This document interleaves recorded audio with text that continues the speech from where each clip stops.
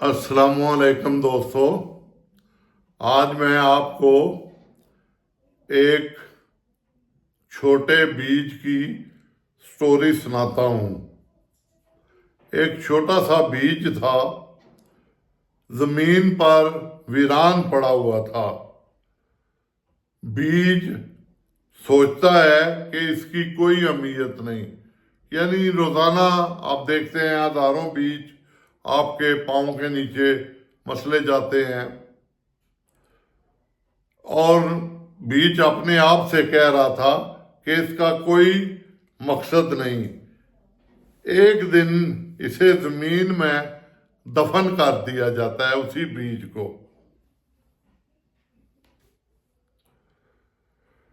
बीज घबरा जाता है, सोचता है कि शायद इसकी जिंदगी का खात्मा हो गया, लेकिन वक्त के साथ बीज महसूस करता है कि अंधेरा इसके लिए तैयार होने का वक्त है। बारिश आती है, सूरज की किरणें पड़ती हैं, बीज आहिस्ता आहिस्ता मिट्टी से बाहर निकल आता है और एक नन्हे मुन्ने पौधे में तब्दील हो जाता है।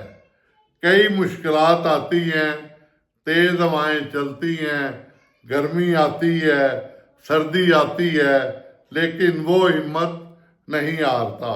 आखिरकार वो एक मजबूत दरख्त बन जाता है जो लोगों को साया और फल और सुकून मुहैया करता है।